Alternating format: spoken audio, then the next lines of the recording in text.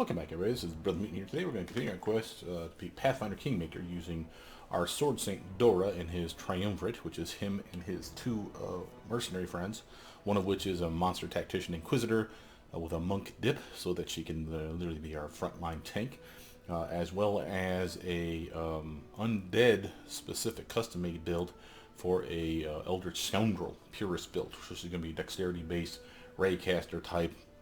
Sneak attack damage. When she hit melee, she'll be buffed up and doing two-weapon fighting.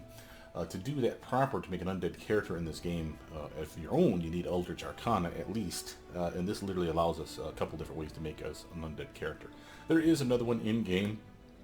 Nothing more than literally wearing a specific hat will turn you into an undead for the duration of you wearing the hat. What that does, though, is just like this trait that we actually use from Eldritch Arcana that turns us undead, it takes your con stat away, then replaces all your con buffs, your hit points and your fortitude saves based off of your charisma. Now, that's all well and good for us early level, but for someone later on in the game to lose their con stat to put on this hat, chances are you probably invested in your con stat if you wanted to be a tanky son of a bitch. Now, maybe you wanted to play to theme and made yourself a weak caster type, like a sorcerer that was basically Necrolord, that had a con stat of like 5 or 6 or 7 or something lame like that, but I can't really imagine you wanting to play until you find that hat at such a penalty. So the ability to start off at level 1 as an undead is extremely valuable to me. So again, something to point out here is the fact that I am using mods for this game. This is something that you guys don't have access to unless you download them. They are free. Highly recommend that you look at them and decide if you want them. A couple of biggies, though, are like turn-based combat versus your real-time of pause, as well as, of course, like the Eldritch Arcana, which we just mentioned, which gives us some extra spells and, of course, traits that were not implemented in the game. Now, I've recorded earlier today, so we're going to have to go back in time here, and the reason for that is because during the recording, we literally had the trash collector show up and decide to throw cans everywhere. So I'm actually going to delete some of this stuff here to get to the spots. In fact, I can just skip right to it. Right here. 2 pit techs. Last night I was working on re-equipping everybody, so that's the first thing we're going to talk about here is how we re-equipped everybody. First, though, you want to definitely talk to your table to make sure that you have everybody on a job. Remember, we're going to be leaving and not coming back until the tournament's over. That's going to be an issue, so that's always the thing to be concerned about. So let's take a look at that. We do have one thing that I have learned while traveling to the Rushlight tournament is Tristan, halfway on the way to the goddamn tournament, he suddenly needs to talk to me immediately. It turns out it doesn't appear to be anything that's life-altering or has to be addressed immediately, so we're just going to continue to the Rushlight tournament this time instead of trailing back to him and then trailing back to the Rushlight tournament, because that just seems dumb. But this is basically the tournament. Everyone's on the job that we need to have on the job. Notice that we have 5 days before he turns this one in. He has a pretty good chance of passing it, but we still want to pass them all. So on the 18th is going to be basically when we want to make sure that we have saved. So that's an issue. I'm not worried about it, but again, something to keep in mind. Now let's actually get over here. Oops, I almost forgot. Last time I made this mistake too. I want to drop off some gear. I loaded up with everything yesterday, so we have excess stuff that we're not going to take with us. For instance, the extra bows, the extra scythe, extra bow. All this other stuff is relatively light.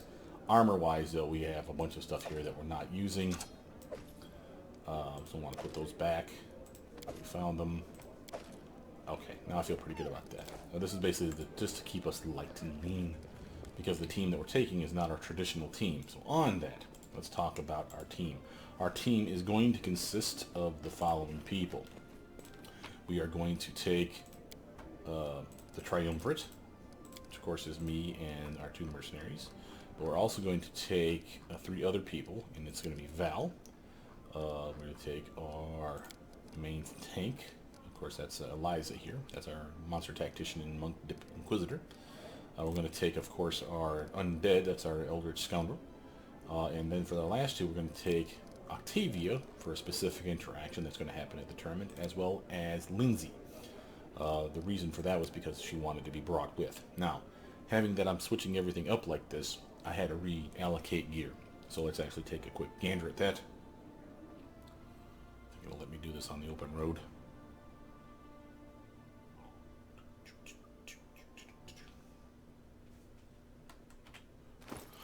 Okay, so for the team here, everyone else back base still has gear on them, and I made sure to equip them with stuff that made sense. So if they needed strength, I gave them a strength belt or whatever.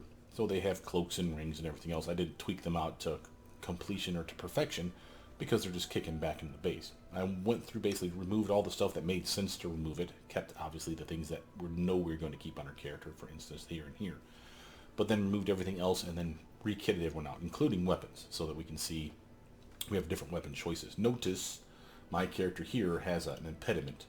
I literally need to have a strength or dexterity up to a specific level for me to actually two-weapon wield properly. See that? So I'm at a -2 and a -2 because it's a light weapon in my offhand. This allows me extra protection because of the +3 dodge from just wielding this dagger.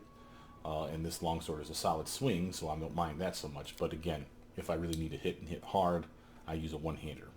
The speed necrotic longsword for an extra attack, no less. So again, 4 attacks versus 4 attacks, but this one's better armor, this one's not. This one's better damage. So again, I just switch off to what I need. As far as my gear, nothing really remarkable to talk about other than I swapped robes, with Eliza. She normally had the Bogeyman's robes. I needed the bonus to skills. The Rushlight tournament is all about skills. So if you want a lot, and I mean a lot of XP to come your way, you want to take the best people you have for every skill total. So the team of 6, in some way, shape, or form, has everything in here covered. The only exception is we probably don't have the best trickery on the team, and use magic device is kind of hit or miss, and I don't think that's even used in the tournament. But trickery definitely could be. We have Octavia, and she's crushing it right now with a 29, and we can bump her up a couple other ways besides that. But this is not my best trickery person. She's good. She's very good. However, Knock Knock is better. Having said that, I've played this before with both Knock Knock and her separate, whether they're on the team or not. I literally went out of my way to pick her because I know that she has a specific interaction. It's minor. I'll show it to you. It'll be obvious. But when it happens, it's funny to me. And I wanted you to see it. Lindsay, we have to bring her because she wanted to be. She's good at many things, but nothing that she's better than anyone else. Like, I'm better at all these than she is. And hell, so is Proto-Lich. And it's not because of level. Yes, she's one level down compared to her level 15, but really, she's crushing it. I mean, she's got amazing buffs here, across the board. Hell, even her trickery's decent. But again, Octavia's solid. Hell, my trickery's decent. But again, Octavia is amazing. I'm crushing these, and again, I'm not the best at this, but I have to come. So I decided to make my character the best at these two. The best, quite frankly, for Knowledge Arcana would have been Jubilost. Jubilost has a +10 to this because of that thing we did not but like an episode or two ago, where he literally got a boon from the Fae, from the Elders, or Eldest, whatever the hell they call themselves. He has a solid +10 extra added to his Knowledge Arcana, so he could actually, with buffs, the gloves that I'm wearing and the robes, for example, he could be much higher than me. But a 40, I think, is pretty goddamn solid, so I'm not going to quibble. And again, I have to come. So I made myself really good at these. Most of our team is good at perception, so across the board, that's a thing. I'm decent at that athletics, but then again, so is Val. Notice she has a penalty because of the tower shield, but she's at a 22 without upgrades. I'm at a 23, and that's because of what I have. So again, I'm slightly better, but we have someone here that's good at athletics as well. Persuasion, and she has spells that'll buff her beyond that, which of course is extremely helpful. Persuasion, amazing on her, and that's why I gave her the mesmerizing robes, because that +10 is stellar. And she also has something that adds her strength and whatnot to this, so if she's intimidating somebody, she has like even higher persuasion. As you will see, she's amazing at lore nature and lore religion, and of course perception. And notice that perception buff is a couple reasons. One, because of a trait. The other, because of the morale bonus she's getting from being an Inquisitor. It's based on half of her Inquisitor level. So 14 divided by 2. That's that +7 stern gaze you're seeing there. So again, best case scenario, if she was a purist Inquisitor, which she never will be, but if she was, at level 20, she'd have a +10 to her perception just because of that. That's an amazing perceptive character. If you ever wanted to make a solo character, quite frankly, an Inquisitor, especially one like this that did a monk dip because they're using their wisdom for their extra armor, is amazeballs. But again, you can have some serious fun with that character simply because of stuff like that. Again, we have someone that's really good at these as well, but mobility, really she shines as a dex-based build. The perception is amazing, her stealth is amazing, and that's before we cast like an invisibility spell on her. Her trickery is good, but that's why we have Octavia, because hers is even better. Again, she's great at stealth as well, and can cast an invisibility spell on herself as well. So again, the 34, 33 it's a point away. She's great at knowledge arcane, but compared to the 40, she just can't compete. And Lindsay's good, but she's more here because of flavor and because she has to be here and because she can buff the team as well. More on that later. Now let's actually talk about the gear proper though. For my character, the only real changes, of course, were rings. And for example, I gave myself the best armor, the best robe for my particular instance. Notice I have my physical perfection belt plus 2, 2, 2. Not amazing. Again, this is one of the reasons we're going to this tournament, because we know that the gear, the loot there that you can buy is epic, hence the reason for lots of cash. We're going to spend a long time talking about the vendors and what they have to offer once we get there. But by and large, I have gloves. Notice I also have extra gloves to bring with for any kind of occasion. If I need someone that's better for trickery, here's a bonus.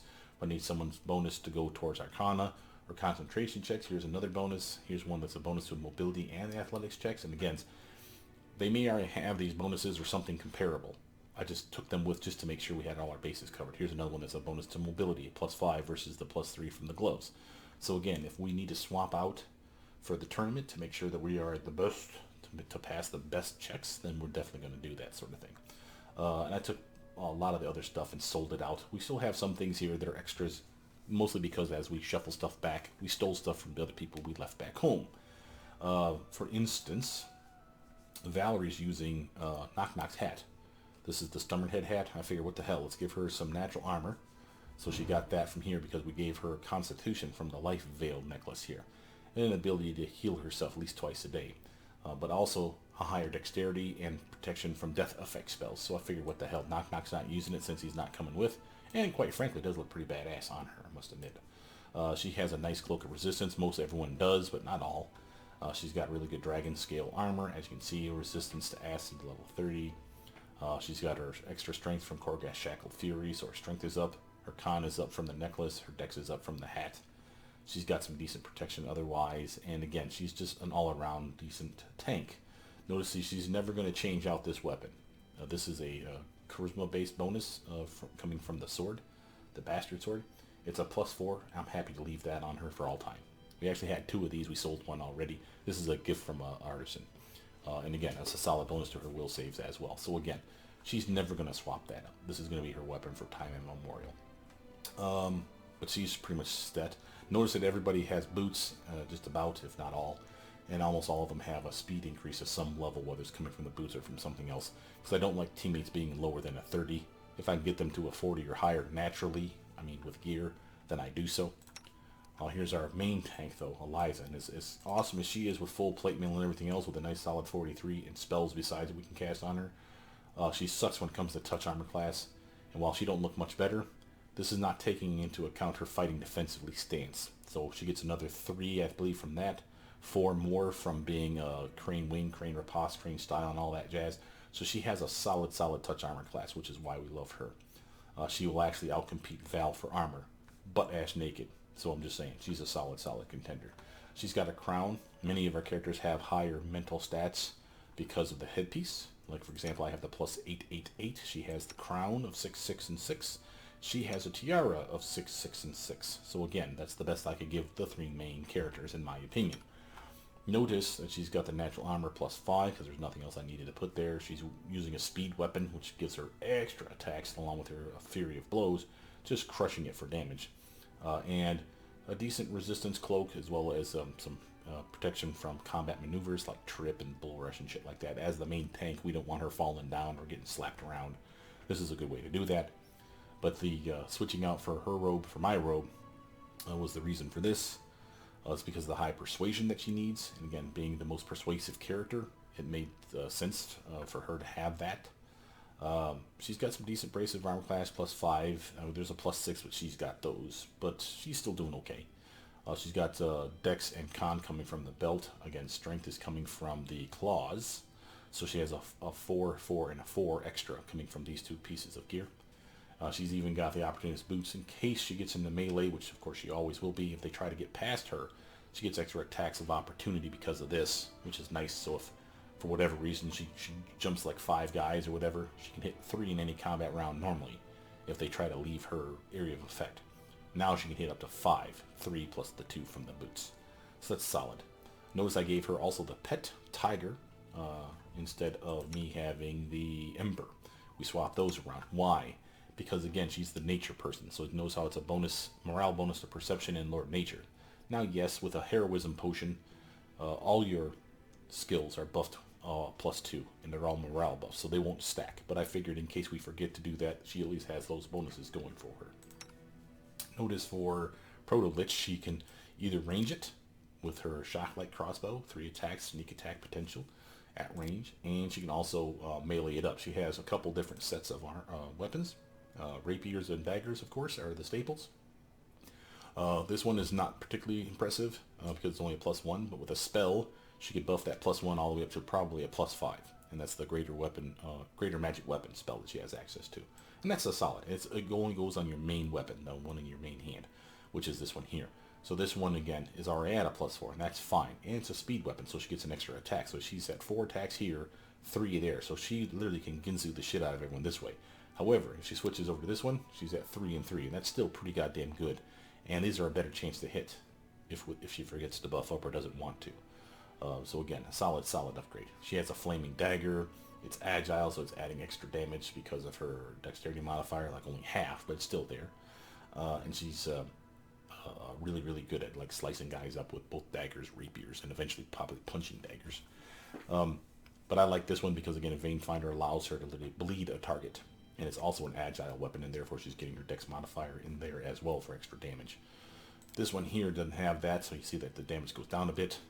This one here goes up a little bit, but that's because the dagger's a +4 dagger.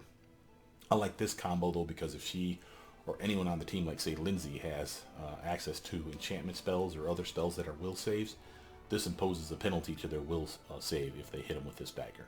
And again, it's a speed weapon, so an extra attack is an extra sneak attack. So a solid 1-2 combo. I just need to decide what she's going to use. Notice we have the various rods, as well as a wand. Every now and again I slapped on the character. I gave her the inflict critical one because she's undead. She can heal herself with this.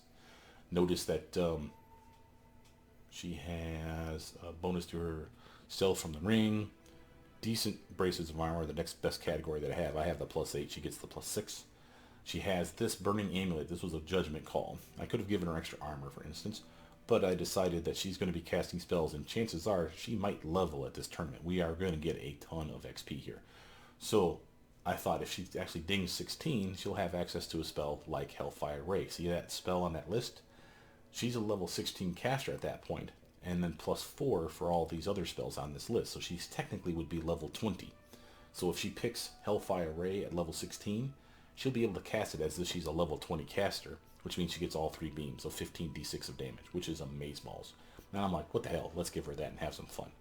She has the Robe of the True Master for some extra armor. That's why she doesn't have a deflection ring on. You see that? She has a bonus to spell resistance. She has a bonus to saving throws. So again, she doesn't need her cloak to protect her. That's why she's using the Cloak of Souls.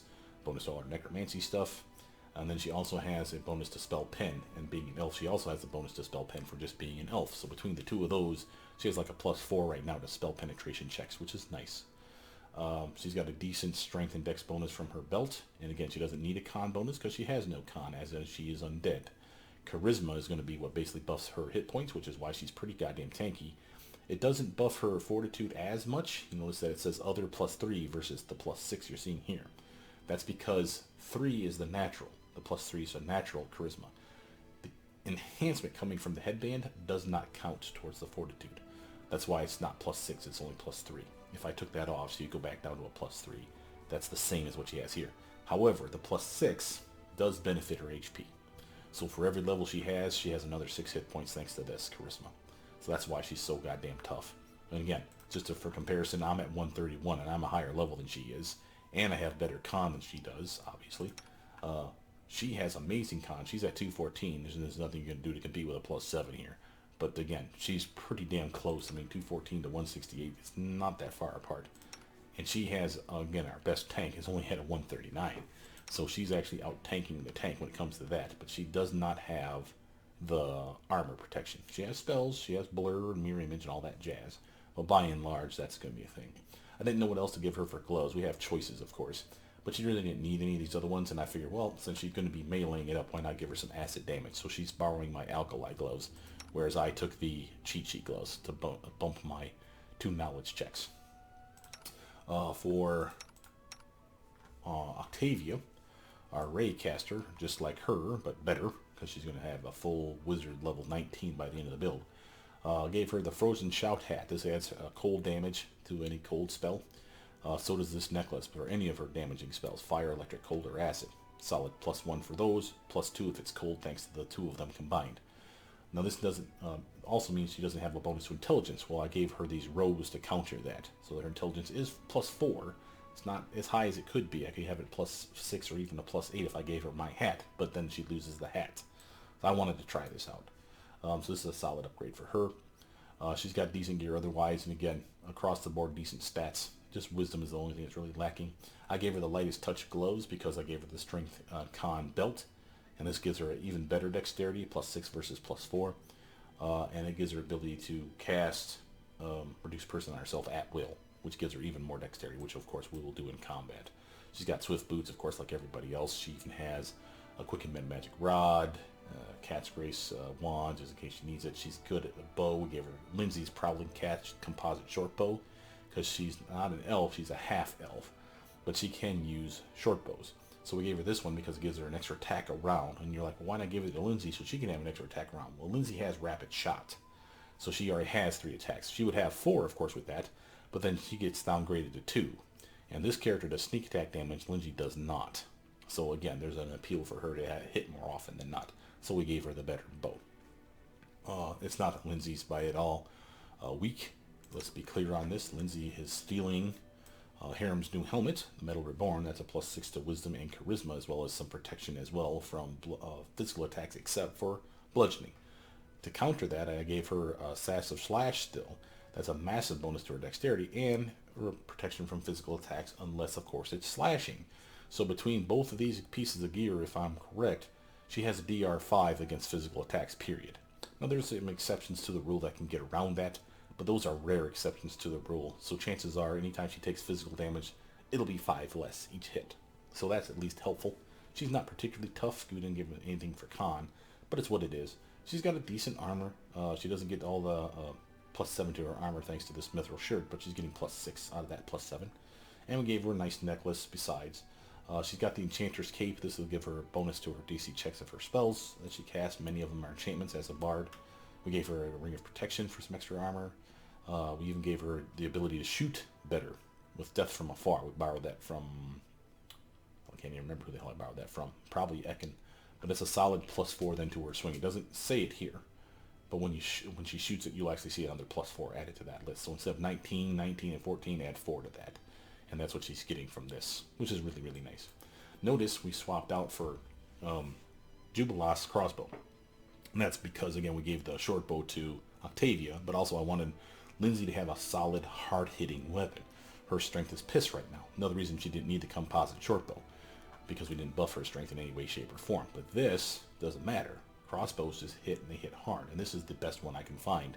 We gave it to Jubilas. Now Lindsay's borrowing it. It's a +5, massive damage, decent crit range, and again, that +5 is really seen in the bonuses that she has for hitting stuff.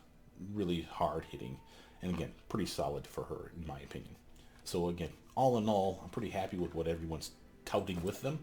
Let's actually get to the tournament, though, and show you some fun. Now, the tournament, just to show it to you, it's over here in Pitax. Notice it's right south of Hemlock Islands, the Rushlight Fields. And I realize that there is, if you shut this off, a little hop, skip, and a jump right here to get to the other side. So we can just teleport to Dyerburg. I'm going to quick save. Excuse me, I was outside earlier today and I got allergies. Notice that we're going to have Tristan chime in here any minute, and then he's going to want us to freaking come all the way back.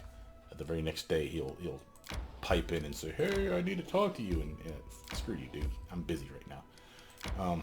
But as soon as that hits 24 into the next hour, you'll see it pop. So again, just a quick save just to show this to you. Boom. Oh, it didn't do it this time. Oh, good. Maybe it's on a nondescript timer. That'll be some good news for us, because I don't want to have to run back immediately just to handle that one little issue with him. I don't think it's on an actual timer as far as you have to talk to him immediately. It's more of him whining about how he doesn't feel he's good enough, and he's not, and how he feels bad about betraying you. He should. And basically, he's asking for forgiveness without asking for forgiveness. He's basically a whiny bitch. Here's Castruccio Iravetti, though. This is the doofus, the king that's in charge. And there's an interesting little story arc here. I want to talk to you about that when it pops up. King Iravetti greets you personally. The bulky Kelid is broad-shouldered and looks to be somewhere around 50 years of age. His golden crown sits on long, greasy hair above a heavily powdered face covered in bristle, and his expensive doublet is stained with oily spots. He guffaws as he squeezes you in a bear hug, enveloping you in the mixed scents of sweat, wine, and expensive perfume. He got XP just for tolerating his stench. Well, my crown-bearing brother, welcome to my home. Stuff yourself, drink, be my guest. You've proven yourself in combat as well as affairs of state. Let's see how you do at having fun. Now notice the very top one on this list. I don't know that it's because of what I have on me, but I'll show it to you in a minute after this conversation is over, but we're definitely doing number one. You are the epitome of hospitality, aren't you? But not too long ago, your spy nearly killed me. You do remember the one named Tartuccio. Remember, Tartuccio was sent supposedly from this prick. That's how he got that magic ring that's on our person, so we can literally give it back to the son of a bitch. Tartuccio? The short purple fellow? Ha! You're bearing a grudge about something that happened years ago. I assure you that escapade in Lady Germandi's mansion was entirely his own arrogation. I sent him to spy on her, not to start a battle or a fire, or a flood for that matter. Now don't be so spiteful. I have invited you here to put all those little grievances behind us, and to establish a firm and lasting peace between our kingdoms. And again, to be honest, he is right. It really was like 3 or 4 years ago that this happened. Not saying that excuses him trying to have you murdered, but I'm just saying he isn't lying to you as far as that part is concerned. So, again, we have a variety of things that we can talk about here, but I'm just going to go with Patty Ravetti on the back. I'm happy to finally meet you. We want to reasonably be friends with these guys, because like I said, this tournament is a massive sink of XP. If you do it right, you will make all kinds of XP in this. It's no good for kings and queens to stay in our palaces all the time. We need to meet, be friends with one another. It's all about keeping up neighborly relations. So here's the plan. First, the Fishers' Triathlon. Then a boasting contest. And in the evening, the best part, a drunken melee. In the interim, there'll be a buffet, a fair, jugglers, acrobats, all the usual entertainment. And after the melee, I'll announce the winner. And then we'll have a festive banquet and a fireworks show. Then we just drink till morning or find a tent to crawl into. Your own or someone else's, depending on your luck. By the way, a knockout such as yourself will always be welcome in my tent. Just joking. Just a joke. Yeah, keep it in your pants here, Ravetti. Oh, and one more thing. I'll have to seal your sheath. This is a peaceful celebration, after all, and bullies will be kicked out immediately. It doesn't matter if it's a king who decided to kick up a row, or just a shopkeeper. So behave yourself, and don't start any fights while you're here. And he's serious about this. The sealing of your sheath is a magical enchantment that they put on your weapons. You can still draw your weapons. It's not preventing that, because again, if someone decided to break it somehow and kill you, that would not do either. So literally, this is a magical enchantment that's more like a tamper-proof seal. Okay, so if the seal's been broken, then he knows you pulled your weapon, right? So he knows that you're at least involved in the fight. It's actually quite intelligent the way they put this together, and I must admit, I'm pretty pleased the way the devs actually put this game together for this part of the story. Now, whether that was their doing or part of the actual pen and paper version, I can't tell you because I never played this part. Well, I have to go. If you need anything, talk to Nunzio or Paya. He is my master of ceremonies, so he's responsible for organizing this mess. Have fun. Well, alright. We will do so. Now, of course, we can buff up for this area. In fact, we should probably do so. But having said that, there is something that we want to do. I'm looking for it. Where are you? No, that's indefinite. Wait a minute. Yeah, that'll work. I'm giving Lindsay this for the briefest of moments. Okay, see this Rod of Undeath? Literally, it serves dual purpose. Not only is it a rod that buffs your DC checks of your necromancy spells, but it also acts as a rod of extend meta magic. You see that? Again, any spell level 6 or lower, which all the rogue spells, or sorry, I keep calling it rogue, all the bard spells are level 6 or lower. Basically could be extended. And she has one in particular that's of interest to me for doubling the duration. It's called Good Hope. Shut that off. Now, we can take this back off and give it back to her. And again, yes, it'll have one of the charges already used. Nothing I can do about that. You can count I also on need to me. make sure to put everything where it belongs. Here, here, and here. Shut hers off. Anything is possible. She has... These are all out of order. Give me a quick mo, guys, because you know how this bugs me when this happens. I re-equipped the gear so everything's all out of place. Our time has She come. has this one here. Intensified one. And I probably need to put that somewhere. We never use that damn warding room. Let's use the intensified mid-magic rod right here. She doesn't have any, but that doesn't mean she doesn't have stuff in her belt. It's time to And act. I need to re-put out my I will pet. see this through. You need to have Kitty buff. And I'll take care of it. yeah, there's my mid-magic rod. I'm gonna put that one over here. I have more than just one, but it's not the point. I just want to have one down here to remind myself that I have it. Now, quick save.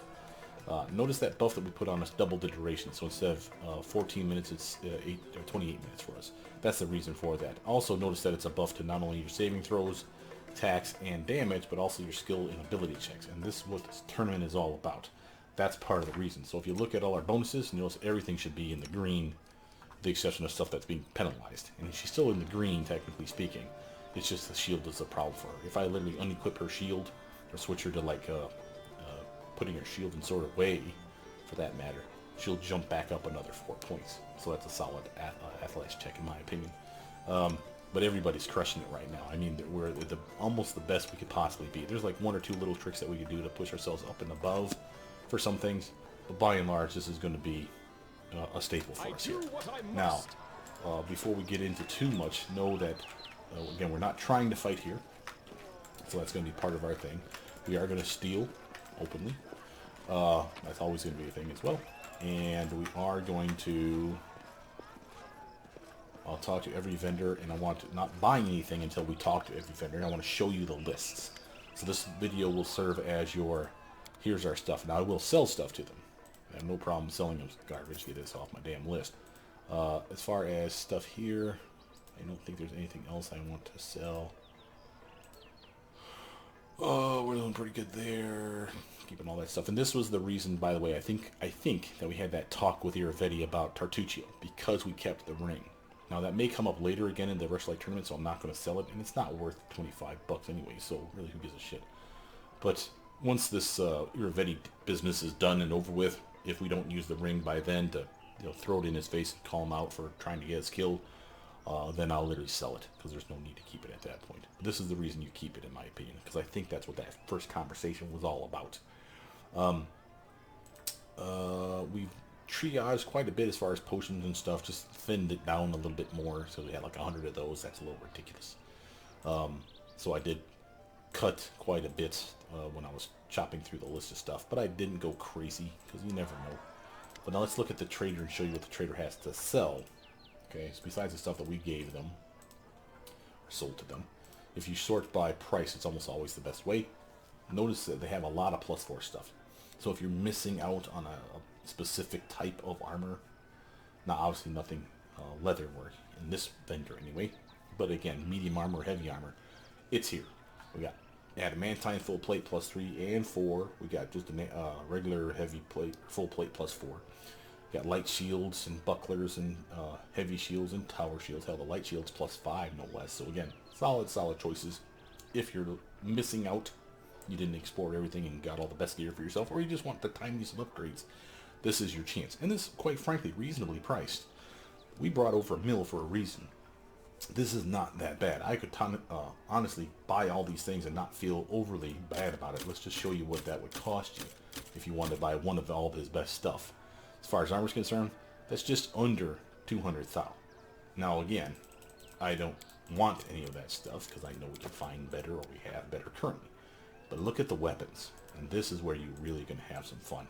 So they have the typical stuff, and to point out the typical stuff, just to be clear, +4 for damn near every weapon category you got. So if you have a specific weapon, and this really synced home for my S-Stock synced when I had played solo, this would have been amazing. If I would have known this was coming, I would have kept going with that playthrough.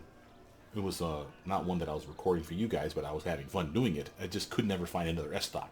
I'm like, this sucks. I can't find more than, I think I had like an Agile +1 or a Keen +1 S-Stock, and that's all I had for like the longest time. Yes, I could buff it because I'm a sword saint, that's our thing, but it's not the point. I shouldn't have to buff it to make it better. The buffs are to make it do different things, like set it on fire, make it electric damage, make it a keen weapon, shit like that. Not just to make it up from a +1 to a +4 to a +5. That's stupid. So I felt pissed, quite frankly, that I couldn't find one. I deemed myself to, I'm never going to find an S-Stock anywhere. Well, here's your chance at buying one. So again, just because you picked a really weird weapon, and there's probably not a lot out there unless you got a good artisan relationship where they make you one and you know who to suck up to, here's your chance at buying something at least as a +4. And again, it's not everything that they have in the game, I don't think, but almost everything is right here. And that's a solid upgrade for your character.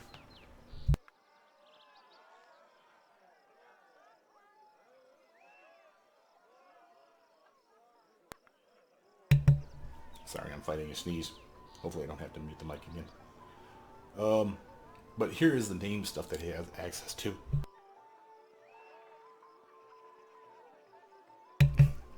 I lied, I had to sneeze. Okay, here's the name stuff they had access to. We have Spinebreaker. I'm going to go in reverse order. And again, notice the price is reasonable, with the exception of the Dark Forest, which is a solid one in the morning. This gets pricier from here, but by and large, these ones at the lower levels are solid upgrades, and we may consider getting one or more of these things for our team as well as the team back home. Spinebreaker, two-handed club, +3, keen, so it has the higher threat range. It's unholy, so it's considered evil for purposes of bypassing DR. So if you see DR10/evil, that's what this means. Is the weapon evil? This one is.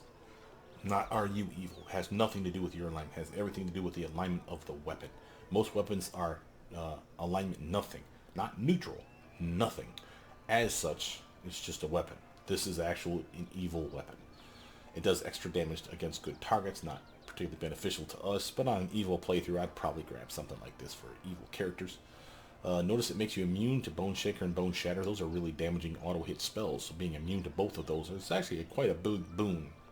And notice it has a chance to cast Bone Shatter on a critical hit. Now, what level that is, I don't know. It doesn't say. It could use your character level. That'd be amazing. So at level 20, that could do 15, well, at level 15 or higher, I should say. It would do 15d6 of damage, because that's the highest that Bone Shatter does. That's pretty awesome.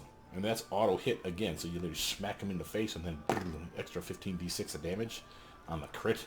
That's really, really nice damage. And I'm just saying, two-handed weapons do awesome damage. Anyway, fun composite short bow that we could definitely get for someone like, say, Lindsay. Hell, I could give this to Ek and have all kinds of fun. Just because it's a short bow doesn't mean it sucks. Remember, it's still composite. It just doesn't do the maximum damage, the 1d8 that his longbow does. So what? It's only 2 extra damage, best case scenario. So again, the average of this is 1 plus 6 is 7, so 3.5 divided by 2. For the longbow, it's 1d8, so 1 plus 8 is 9, divided by 2 is 4.5. So it's only a difference of 1 per arrow that lands. That's not enough reason to not want short bows. And this is a good one. +3, and the best part, for every time it lands a hit, it has a chance to cast Hideous Laughter on the target. Now, I don't know what the DC check on that is, but I know that when I used this on Lindsay in my past playthroughs, it was landing a lot. Like every combat, she was at least having 1 or 2 characters that she was making laugh their ass off. And that shit's just funny. Now imagine that on someone like Ekin, who gets like 5 or 6 attacks in the goddamn combat round, and watch the laughter ensue. That's just amazing. So again, this is definitely worth buying and reasonably priced. It's quite cool. Here's a good weapon for a Magus, not a Sword Saint necessarily, but someone like Reg back home, clearly made for him, in the fact that it's not only a runic mage blade, which is something that all magi would benefit from, well, except for the Eldritch archers. It's a +3 weapon, +5 if they channel a touch attack through the weapon, which again is what the other magi do, again, except for the Eldritch archers. So Reg can channel, say, his touch attacks, like Hell is Cantrip that he has infinite uses of, the Touch of Fatigue. He casts that and channel it through the weapon and swing, swing, swing. Normally he's at a -2 penalty to the swing because you're attacking while using that spell. Well, you just got that +2 back. That's basically what this is doing. It neuters the penalty of you channeling through your weapon. So it's built for a magi. This is awesome. And it does shock damage, so again, another reason I think of Reg when I think about this. And it's the highest crit range weapon, like all scimitars are. So again, if you make this keen, which he could do, he could make that a 15 to 20. A high crit range. This is the crit fishing type weapon that you would use. A solid upgrade compared to what he's probably using right now. This is a solid upgrade for our monk. She's currently using a speed quarterstaff +3, which is awesome. This is a flaming speed quarterstaff +4. So +1 better chance to hit, +1 extra damage, and then another 1d6 extra fire damage on top of all that. Definitely an upgrade, and we'll probably want to buy this for her. If I can afford it, I'll do so, of course selling this off because we don't need to. But that's a solid upgrade for her, or anyone else that would be using a quarterstaff for combat. And again, as a monk, she gets to capitalize on that damage. Here's a Chaos Hammer. This is not usable by me, but someone in the party like Val could definitely use this. Probably give this to Harem more likely than not, if I were to pick it. Notice it's a +4 weapon to begin with, which is nice. Notice it's a one-hander, so you can literally have a shield with this. So there's another reason I'd give it to Harem. But the real reason is this. On a critical hit, it actually applies Touch of the Chaos on the target. It doesn't say has a chance to. No, it does it. So if you crit with this thing, what happens? Touch of Chaos is basically providing disadvantage for their next attack, or their next roll, I should say. And then, so they roll twice, and they take the worst of the 2 rolls. And that's basically for the next round. So basically, assuming they're attacking you back. So they have disadvantage on their next attack, which is an amazing upgrade. Again, I almost want to make me a strength-based Sword Saint with a Warhammer dip as a weapon choice. I should say the chosen weapon as a Warhammer, just because this hammer alone is pretty goddamn baller. It's anarchic and therefore is a chaos weapon. So again, same thing with the evil weapon we talked about a moment ago. If it says DR10 or whatever / chaotic or chaos, this one would penetrate that DR. It does extra damage against lawful, and again, while you may say, just like the evil weapon we talked about, we're not going to fight good people, at least not that much. What's the chance that we're going to fight lawful people? More than you think. One, there's devils in this game, and devils are lawful evil. There are people that are lawful evil as well that you would fight, for instance, and if you don't think that makes any sense, then you don't play D&D. But just to give you a brief breakdown of what the lawful evil alignment might look like, that could stick in your brain and make you remember it. Think of someone like Lex Luthor from the DC Comics, okay? He's a businessman. He obeys the laws. He breaks them when no one's looking, but he obeys the laws, specifically the laws that benefit him. So he uses the law to his advantage to instill penalties on his adversaries, okay? He's still an evil son of a bitch. We all know that. But he will use the law to his benefit. That's a lawful evil character, okay? Just because you're evil doesn't mean you can't be lawful. And just because you're lawful doesn't mean you can't be evil. That's the distinction that I draw there. But that's a solid weapon. And again, heavily priced, but again, not so much that you would feel it if you brought a decent amount of money, which we have done. Morning, a short spear. Remember, there's 3 different types of spears. This is a spear, this is a short spear, and then of course there's a long spear. Long spears have the extra 6 foot or 8 foot, something like that, reach to them. But the short spear and spears are 2 feet. This one has a nice crit range. Again, it's a keen weapon, so it has the best possible crit range for it. It's a +4 weapon, again, as you can see. And the best part here, that on a hit, it has a chance to cast Crushing Despair with a DC of 21, which is not amazing. But even on a nat 1 is a failure for these types of checks. So again, there's at least a 5% chance on a hit that it literally, when it casts this, that they literally fail it. So at the very least, you have a 5% chance of anything landing. Even if the DC was like a DC of 1, there'd still be a 5% chance of them failing, because on a nat 1, you automatically fail. Notice this part, on a critical hit, it does something different. It casts Finger of Death on the target, or DC 21. So again, not the best, but again, kind of interesting, and I could see having fun with this. This would actually be something I would give to my undead back home, Jaethel. She uses short spears and, of course, bucklers, so because she's one-handed, she can have a shield in the offhand, and as an Inquisitor, she has training in shields, so she can get a buckler or a light shield, or hell, even a heavy shield for that matter, and, you know, not sword and board, but spear and board it up. Just saying, it's a pretty solid choice, in my opinion. Here is the better spear, but it's a two-hander, and therefore you cannot use a shield with it, but it's a solid choice. Extra damage because of the strength, because it's a two-hander. It does necrotic damage, as well as regular damage on a hit. It's +4 weapon besides, but notice this cool part here. When someone dies, it summons a friendly will-o-wisp after you kill somebody. So again, it doesn't last long, but again, you have an extra little buddy out there helping you shoot stuff, which is super funny. I never tried this, but again, I assume it works. Sounds cool to me. But then again, this is the vendor just for weapons. That's why I'm saying don't buy anything here yet. We are looking at stuff, pricing things, so to speak, shopping around. And then we'll go from place to place to decide what to do from there. These are the two sisters.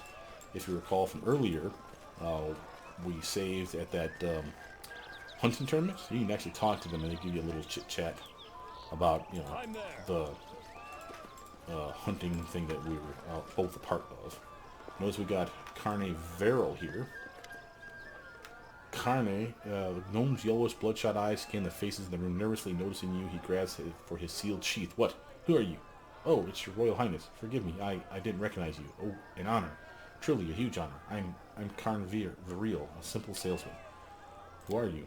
I told you already. The gnome's voice rises in anger. I'm a simple salesman, not rich, not noble. Why would a king concern himself with me? He wouldn't. What is it you sell? What do you care? Fish and the like. Who might you recommend I meet here?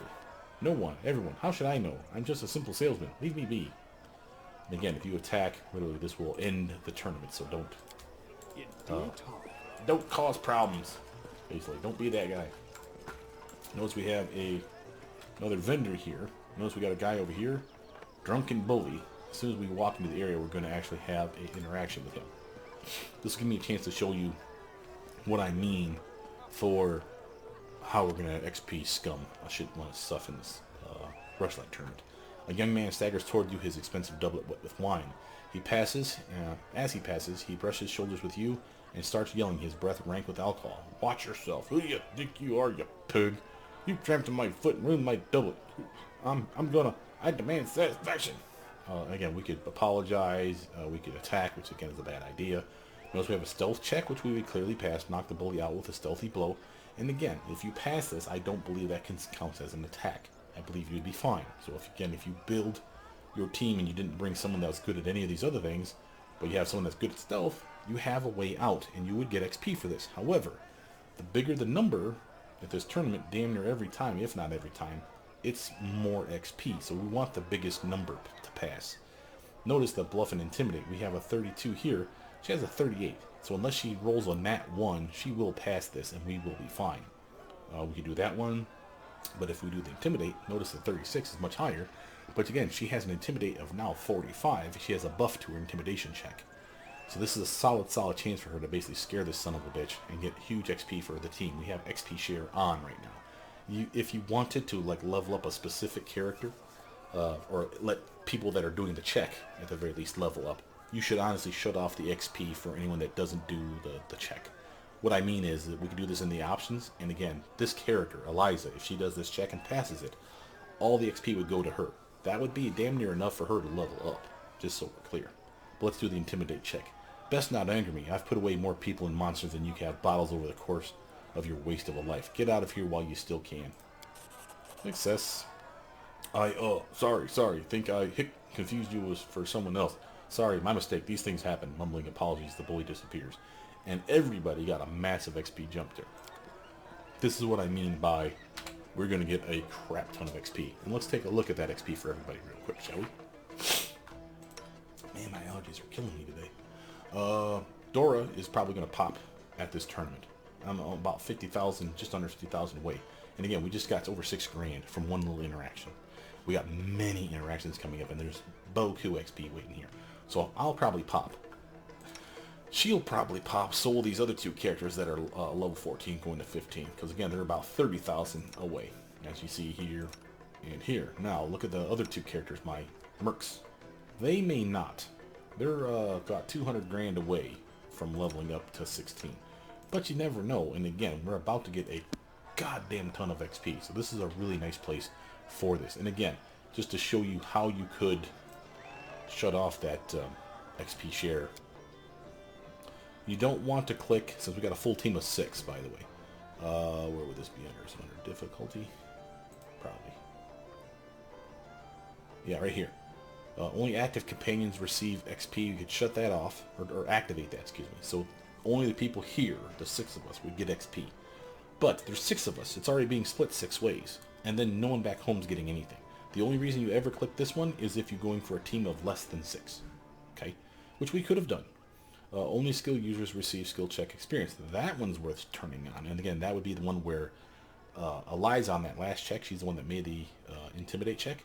She would have got all the XP. Instead of that 6,000 and change, she would have got that times 6. So she would have got like well over 36,000 XP for one check. So I'm seeing what I'm saying? And again, we could have done this. Matter of fact, let's show you that just to see if that's really is true. Again, I say it, doesn't mean it is true. So we've saved a couple times here. So we just need to go back in time a little bit. Probably this one right here. Okay. We'll see if the bully's standing over here in the corner. We'll know that we still haven't had the interaction with him. And if that's the case, I'll do the option just to show it to you. I'll have to make sure to turn it back on if we're not going to do it this way, though. And go back in time again and do it the right way. But yeah, here he is. Okay, so again, do this. Options.